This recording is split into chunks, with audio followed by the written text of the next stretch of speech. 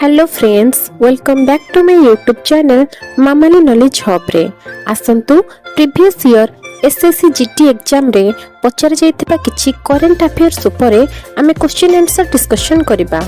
आजर प्रथम प्रश्न 2023 G20 सम्मेलनी केउ देश रे आयोजित होइथिला? Option A Japan, option B Bharat, option C Indonesia, option D Brazil. एहर सठिक उत्तर हेउची option B Bharat. Question number 2 Chandrayaan 3 सफलतार सह केउ तारीख रे चंद्र रे अवतरण कला? ऑप्शन ए 20 अगस्त 2023, ऑप्शन बी 21 अगस्त 2023, ऑप्शन सी 23 अगस्त 2023, ऑप्शन डी 25 अगस्त 2023। एहर सठिक उत्तर हेउची ऑप्शन सी 23 अगस्त 2023। क्वेश्चन नंबर 3 भारतर केउ space agency Aditya L1 mission आरंभ करिथिला? Option A NASA, option B ISRO, option C DRDO, option D ESA। एहर सठिक उत्तर हेउची option B ISRO. Question number 4 2023 ICC पुरुष विश्वकप केउ देश आयोजन करिथिला? Option A England, option B Australia, option C Bharat, option D दक्षिण अफ्रीका। एहर सठिक उत्तर हेउची option C Bharat. Question number 5 one nation one election संपर्कित कमिटीर अध्यक्ष किए थिले?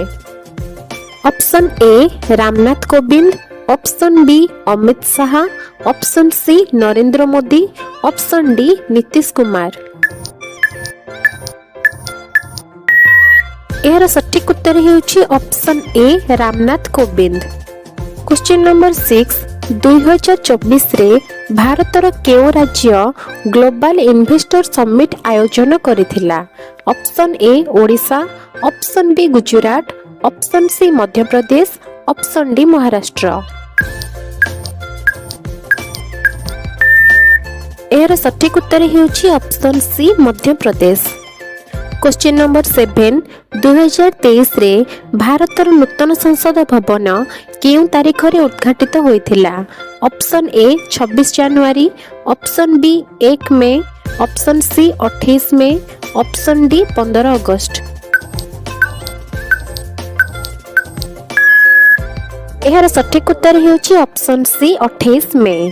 Question number 8 Vande Bharat express केउ क्षेत्र सहित संपर्कित? ऑप्शन ए विमान सेवा, option B metro, option C railway, option D जलपथ।